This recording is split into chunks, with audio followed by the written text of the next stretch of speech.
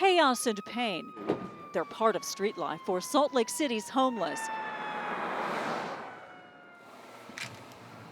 But for the most vulnerable, there's comfort inside this former convent. Pain is.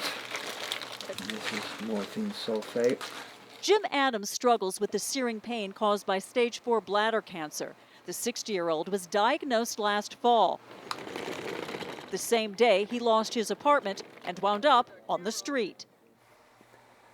I was just in shock, for the first little bit there. And I accepted it, when I was asked to come here. Here is the in-between, a hospice for the terminally ill homeless, and one of only a few like it in the U.S. Robert, dinner's ready if you're hungry. The 16-bed nonprofit opened last summer. Residents have their own rooms. They get home-cooked meals served by volunteers and staff, and a calming companionship rarely found on the streets. Take me home. The in-between runs entirely on donations. Local food pantries keep the kitchen stocked, and cash donations keep the lights on and pay a small staff. In Utah and in most states, Medicaid covers hospice care, but it doesn't cover housing. So many of the terminally ill homeless don't get treated for their pain. They require medications, they require home medical equipment, hospice care. Those are all really tough to deliver inside of a shelter environment where it's a 3-high bunk bed and the person might be on the bottom bunk. Health experts say the homeless face the same health issues as the general public, but some at rates 3 to 5 times higher.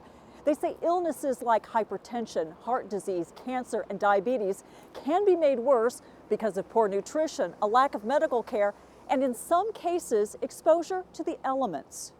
Sometimes hospice care can reverse that damage. It did for Ben Jones. The once strapping 42-year-old arrived at the in-between a few months ago, dying of liver failure. This place has been huge for you. But medical care from Dr. Jeff McNally, abstaining from alcohol, and a more nutritional diet put him on the path to recovery. I still have bad liver and bad kidneys, but I'm functional at this point, where before you could barely talk to me. I was kind of out of it and swollen, and body was shutting down.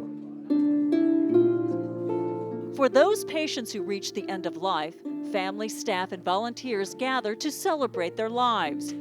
On this day, they remembered 62-year-old Candace Cowles. I was very honored to get to know Candace in this last stage of her life. She was very special.